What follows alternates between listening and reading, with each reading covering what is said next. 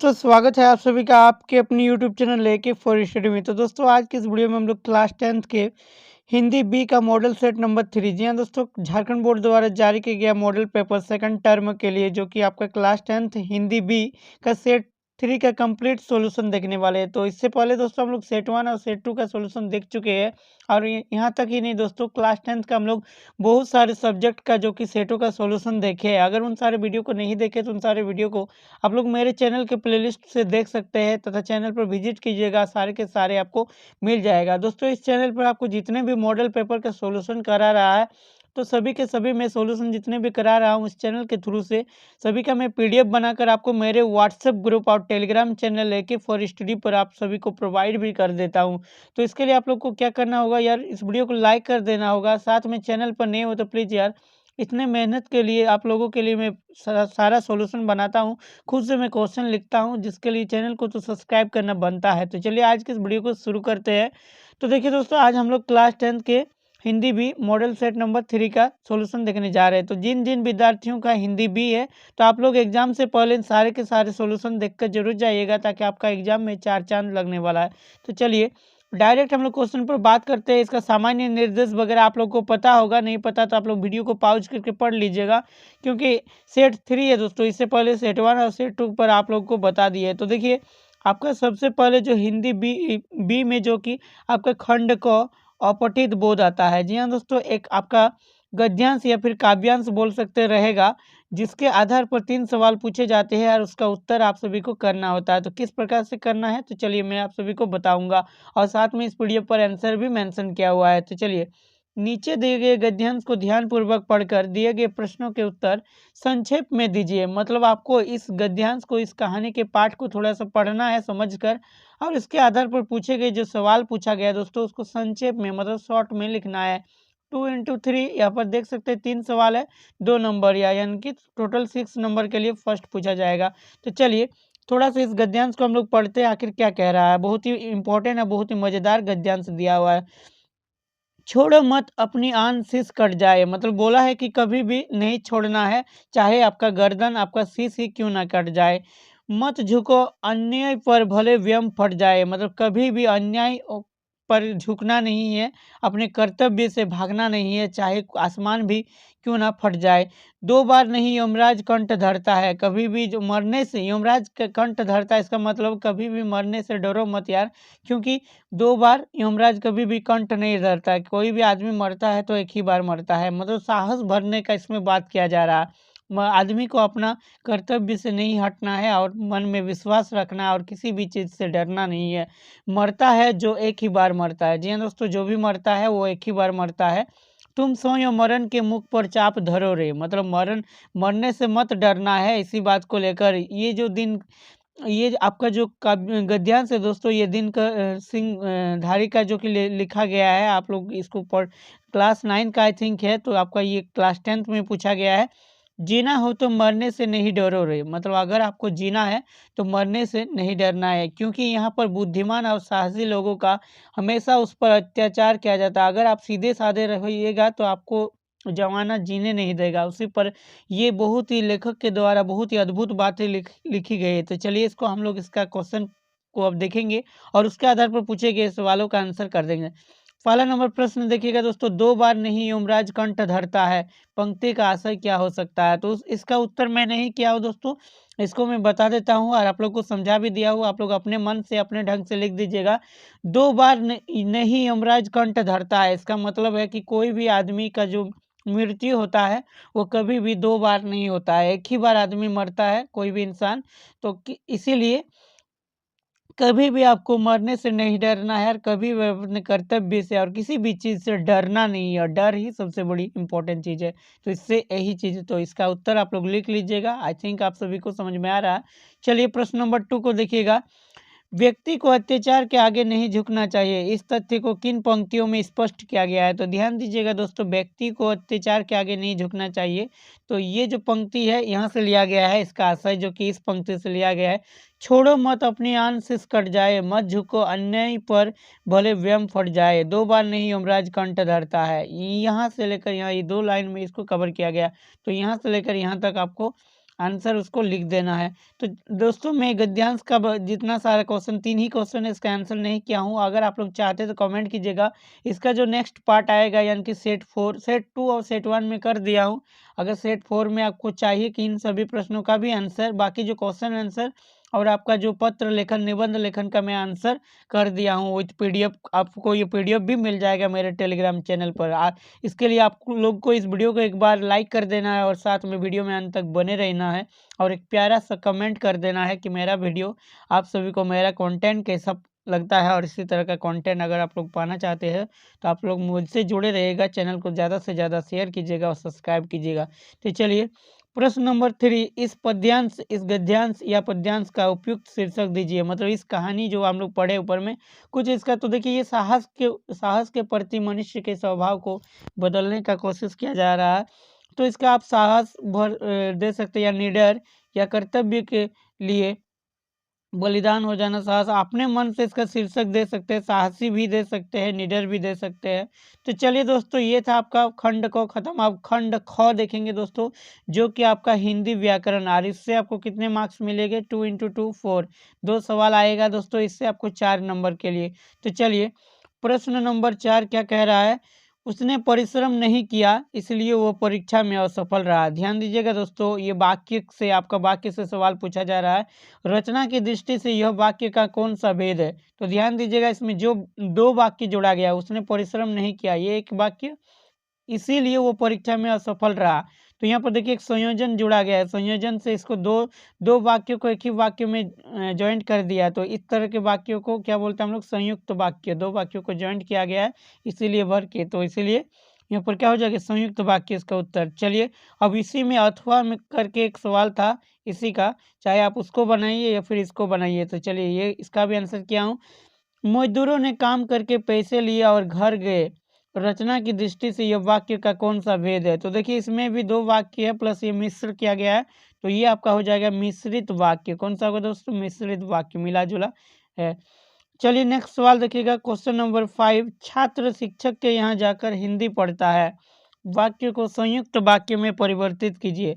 तो देखिए ये अभी सामान्य वाक्य में है दोस्तों, मतलब सामान्य में, सरल वाक्य में है। छात्र शिक्षक के यहाँ जाकर हिंदी पढ़ता है, तो इसी को मैं संयुक्त वाक्य में ज्वाइन करके कैसे लिखा हूँ? तो देखिए इसी प्रकार से आपको लिखना है एग्जाम में। छात्र शिक्षक के यहाँ जाता है और हिंदी पढ़ता है, और लगा दिए संयोजन, तो ये क्या हो गया? संयुक्त वाक्य बन गया। तो चलिए अब नेक्स्ट अथवा पर ही और एक सवाल है, घर जाओ और गृह कार्य पूरा करो। घर जाओ और गृह कार्य पूरा करो, ये आपका संयुक्त वाक्य है।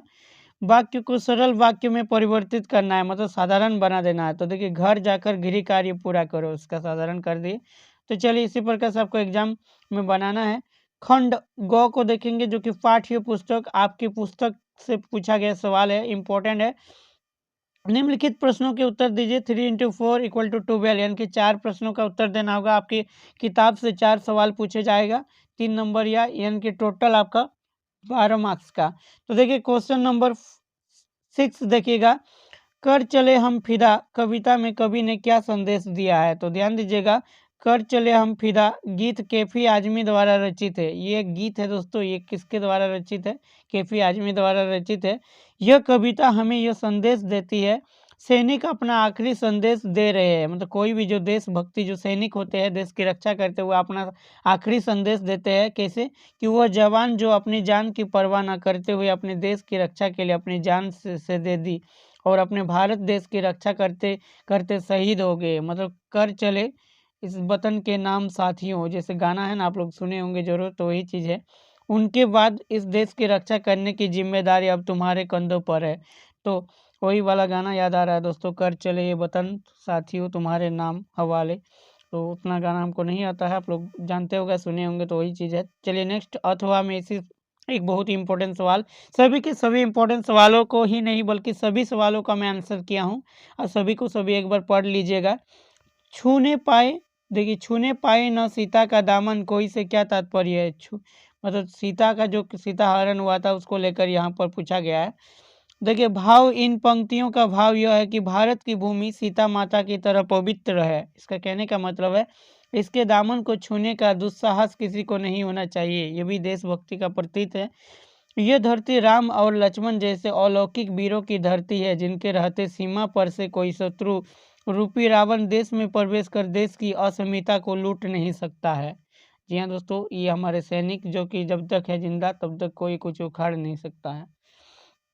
प्रश्न नंबर 7 देखिएगा, आत्मतरान कविता हमें किस प्रकार की प्रार्थना की सलाह देती है। आई थिंक शायद ये वाला क्वेश्चन जो कि आपका सेट 2 में भी था, जो कि मैं करा दिया हूँ, फिर भी यहाँ पर देख लीजिएगा एक बार, वहाँ पर क्वेश्चन कुछ और ही बोल के दिया हुआ था, बाकी यही क्वेश्चन था। आत्मतरान कविता में कवि ने करुणामय से क्या प्रार्थना की है, तो उसी का उत्तर है, क्वेश्चन इस प्रकार से था, वहाँ पर ऐसा लिखा गया है। तो देखिए, आत्मतरान कविता में कवि रविंद्रनाथ ठाकुर ने करुणामय ईश्वर से प्रार्थना की है, हे करुणामय मुझे विपदाओं से बचाओ, मुझे विपदाओं से बचाओ, संकट के समय मैं कभी भयभीत ना हो, दुखों पर मैं विजय प्राप्त कर सकूं, बल और पुरुषार्थ नहीं मिले, हानि उठाने की क्षमता प्रदान करो। मतलब हानि उठाने की क्षमता प्रदान कराने की बात की जा रही है। प्रश्न नंबर 8 देखिएगा, गिरगिट कहानी के माध्यम से समाज की किन विसंगतियों पर व्यंग किया गया है। तो देखिए, गिरगिट एक कहानी आपकी किताब का, तो गिरगिट कहानी के माध्यम से लेखक ने समाज की कानून व्यवस्था पर व्यंग किया है। गिरगिट कहानी के माध्यम से लेखक ने किस पर कानून व्यवस्था पर व्यंग किया है, उसको कानून को इंगित करते हुए कहा है।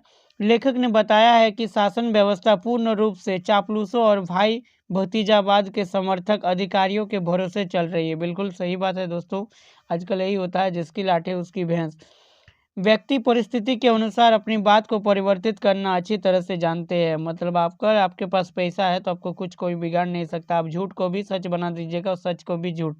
चलिए, अथवा में देखिएगा दोस्तों, नेक्स्ट सवाल, प्रकृति की सहन शक्ति की एक सीमा होती है, प्रकृति के गुस्से का एक नमूना कुछ साल पहले बम्बई में देखने को मिला था, इस पंक्ति का आशय स्पष्ट कीजिए। तो चलिए, इसका इस पंक्ति में बहुत ही अच्छी बात बताई गई है। नेचर की सहन शक्ति यानी कि प्रकृति की एक सहन शक्ति एक सीमा होती है, नेचर के गुस्से का एक नमूना कुछ साल पहले मुंबई में देखने को मिला था। उपयुक्त पंक्तियों का आशय यह है कि हर एक की अपनी सहन शक्ति की सीमा होती है, फिर चाहे वो प्रकृति हो या इंसान। जी बिल्कुल सही बात है, प्रकृति के साथ मनुष्य खिलवाड़ करता रहा है, परंतु प्रकृति भी एक हद तक सहन करने की शक्ति होती है। नेक्स्ट सवाल देखिएगा दोस्तों, शुद्ध आदर्श की तुलना सोने से और व्यवहारिता की तुलना तांबे से क्यों की गई है। तो देखिए, शुद्ध आदर्श की तुलना सोने से और व्यवहारिता की तुलना तांबे से क्यों की गई है, इसका देखिए यहाँ दोस्तों क्वेश्चन एक दो बार रिपीट हो गया है, इसके लिए सॉरी। यहाँ से आंसर जो लिखते टाइम ऐसा हो चुका है, बट यहाँ से आपका आंसर है, यहाँ से आपका उत्तर लिख देना है। शुद्ध सोने में किसी प्रकार की मिलावट नहीं किया जा सकती है, तांबे से सोना मजबूत हो जाता है परंतु शुद्धता समाप्त हो जाती है। इसी प्रकार व्यवहारिता में शुद्ध आदर्श समाप्त हो जाते हैं। बिल्कुल सही बात कहा गया है। नेक्स्ट सवाल देखिएगा, प्रश्न नंबर 10, अनपढ़ होते हुए भी हरिहर काका दुनिया की बेहतर समझ रखते हैं, कहानी के आधार पर स्पष्ट कीजिए। मतलब कैसे, तो यहाँ से आपका आंसर हो जाएगा, हरिहर काका अनपढ़ थे फिर भी उन्हें दुनियादारी की बेहद समझ थी। वह यह जानते थे कि जब तक जमीन उनके पास है तब तक सभी उनका आदर करेंगे। उनके भाई लोग उनसे जबरदस्ती जमीन अपने नाम कराने के लिए डराते थे, तो उन्हें गांव में दिखावा करके जमीन हथियाने वालों की याद आती थी। बिल्कुल सही बात। खंड घ देखिएगा दोस्तों, रचना। जी हाँ दोस्तों, रचना से क्या आते हैं, सबसे पहले बात करूँ, एक पत्र लिखने आते हैं, दो दिया रहता है, एक आपका जो कि आपके माता पिता या आपके भाई बंधु को लिखने के लिए आते हैं, या फिर किसी सरकारी पदाधिकारी के पास लिखने के लिए आता है। अथवा में दो रहता है, उसमें से एक लिखना पड़ता है। और निबंध लेखन आता है, तीन आपको ऑप्शन दिया जाता है, उसमें से एक का ही लिखना होता है। और साथ में आपको एक संवाद के बारे में भी लिखने को आ सकता है, और यहाँ से आपको तीन में से दो ही का आंसर देना होता है। तो चलिए, प्रश्न नंबर 11 देखिएगा दोस्तों, 11 नंबर, किसी अस्पताल के प्रबंध पर असंतोष व्यक्त करते चिकित्सा अधीक्षक को एक पत्र लिखिए। तो किस प्रकार से लिखना है, तो चलिए समझ लीजिएगा। जैसे जब भी आप हॉस्पिटल में किसी भी मतलब जो चिकित्सा को लेकर पत्र लिख रहे हैं, वहाँ का दुर्व्यवहार दूर चिकित्सा व्यवस्था को लेकर, तो सबसे पहले आपको वहाँ का एड्रेस देना है जहाँ से लिख रहे हैं। जैसे कि सिपहाड़, यहाँ पर हम लिख दिए अपना एड्रेस जहाँ से लिख रहे हैं दुमका, और उसके बाद आपको डेट देना है, दिनांक किस तारीख को लिख रहे हैं। और यहाँ एक चीज़ लिखना है दोस्तों, यहाँ पर हम भूल गए, यहाँ पर लिखने में यह मिस्टेक हो गया, तो सेवा में श्रीमान लिख देना है। उसके बाद प्रबंधक कौन सा हॉस्पिटल है, हॉस्पिटल का नाम नीचे दे दीजिएगा, सदर हॉस्पिटल, फिर कहाँ है दुमका में। तो हम दुमका से लिख रहे हैं। तो चलिए यहाँ विषय दे देना है, अव्यवस्थित प्रबंधन के संबंध में अस्पताल प्रबंधक को आवेदन पत्र। मतलब अस्पताल में जो कि आपका समस्या है बहुत कुछ का। तो देखिए महोदय, किस प्रकार से लिखना है, इस पत्र के माध्यम से मैं आपको यह सूचित करना चाहता हूं कि आपके अस्पताल में अव्यवस्था और अराजकता का माहौल है, जिसका खामियाजा मरीजों को भुगतना पड़ता है। अस्पताल में आपातकालीन सेवाओं की स्थिति जर्जर है। जरूरी स्वास्थ्य सेवाओं के उपकरण मृतप्राय अवस्था में है। अतः आपसे विनम्र निवेदन है कि आप अस्पताल में फैली अव्यवस्था को व्यवस्थित करें, जिससे आम मरीजों को असुविधा ना हो। समस्त आधुनिक उपकरणों से सुसज्जित एवं कुशल चिकित्सकों की तैनाती आपके अस्पताल में 4 चांद लगा देगी। यहाँ तक लिखना है दोस्तों। उसके बाद धन्यवाद भवदीय लिख देना है, और यहाँ पर एक जागरूक नागरिक लिखना है, और आपका नाम भी यहाँ पर साइन कर सकते हैं। इस प्रकार से आपको लिखना है। और दोस्तों इसके बाद आपका निबंध लेखन था, 3 था समाचार पत्र वगैरह, तो सब आप लोग कर सकते हैं। तीनों में से तीनों इंपॉर्टेंट था, उसका मैं आंसर नहीं किया हूँ, काफ़ी ज़्यादा लंबा हो जाएगा। और उसमें से कौन सा आएगा कोई गारंटी नहीं है, इसीलिए आप लोग उसे इम्पोर्टेंट सारा कर लीजिएगा किसी टुडे से, या फिर अगर बोलिएगा तो नेक्स्ट में वीडियो लाऊंगा, उसमें मैं कवर कर दूंगा उसका भी। तो चलिए क्वेश्चन नंबर 13 को यहाँ पर ले लिया हूँ, क्योंकि काफ़ी ज़्यादा इंपॉर्टेंट है और इस तरह का संवाद लिखने के लिए आपको क्वेश्चन पूछा जा सकता है। देखिए, विलंब से घर लौटने पर माँ और पुत्री के बीच संवाद लिखिए। आपको ये 5 नंबर के लिए पूछे जा सकते हैं। मतलब एक बेटी का घर जो कि लौटने में देरी हो गया, जिसके कारण से माँ और बेटी के बीच एक संवाद हुआ, एक वार्तालाप हुआ, उसके बारे में लिखना है। तो चलिए देखिए किस प्रकार से लिखना है इसका आंसर। माँ, ये हम खुद से लिखे दोस्तों, इसी प्रकार से आप अपने मन से भी बना सकते हैं। किस प्रकार, सबसे पहले जैसे माँ से लिख रहे हैं ना, तो माँ सबसे पहले यहाँ पर लिख देना है। अरे माँ ने अपने माँ अपने बेटी से कह रही, किस प्रकार देखिए, अरे बेटी आज घर लौटने में इतने देर क्यों हुआ। तो यहाँ पर क्वेश्चन मार्क दे दीजिएगा, छूट गया था। देखिए बेटी ने फिर जवाब दिया, ओह माँ, आज आते समय मेरी सहेली नेहा से मुलाकात हो गई और वही थोड़ी वार्तालाप करने से देरी हो गई। मतलब रास्ते में अपने फ्रेंड से मुलाकात हो गया उसका, फिर वहाँ पर देरी हो गया। फिर माँ ने कहा ठीक है कोई बात नहीं, आगे से ऐसा नहीं करना। बेटी ने कहा ठीक है माँ। अब चलो नेक्स्ट क्या होता है, माँ बोल रही है फिर, चलो और हाथ मुंह धो के खाना खा लो। मतलब जैसे घर आई, एंट्री मारी, तो उसके बाद बोले चलो आओ घर आके मुंह धो के खाना खा लो। बेटी फिर बोल रही है ठीक है माँ। यहाँ तक आपको इसी प्रकार से संवाद लिखना होता है दोस्तों। आई होप कि आप सभी को यह वीडियो पसंद आया, तो प्लीज़ वीडियो को लाइक कीजिएगा दोस्तों, और साथ में चैनल पर नए हो तो चैनल को सब्सक्राइब कीजिएगा। और इस पीडीएफ को पाने के लिए हमारा टेलीग्राम चैनल AK4 स्टडी पर ज्वाइन कीजिएगा। व्हाट्सएप ग्रुप पर भी आ सकता है अगर आप टेलीग्राम यूज नहीं करते हैं। अगर आप टेलीग्राम पर जुड़िएगा तो आपको वहाँ पर पुराना पीडीएफ जितना सारा मैं अपलोड करके रखा हूँ वो आपको मिल जाएगा। और अगर आप व्हाट्सएप पर जुड़ते हैं, आपको पुराना पीडीएफ जो वो ग्रुप है दोस्तों वहाँ पर नहीं मिलेगा। लेकिन इससे में क्या कीजिएगा, आपको पीडीएफ चाहिए तो आप मुझे कमेंट कीजिएगा, मुझे व्हाट्सएप पर भी मैसेज कर सकते हैं, कॉल कर सकते हैं, मैं आप सभी को रिप्लाई 100% देता हूँ। तो इसके लिए आपको चैनल को सब्सक्राइब कर लेना है, और वीडियो को लाइक कर देना है, और अपने मित्रों के साथ इस वीडियो को शेयर कर देना है। तो मिलते हैं नेक्स्ट वीडियो में, तब तक स्क्रीन पर आ रहे हैं इन सारे वीडियो को नहीं देखे तो जरूर देख लीजिएगा। Take care, bye bye, thanks for watching.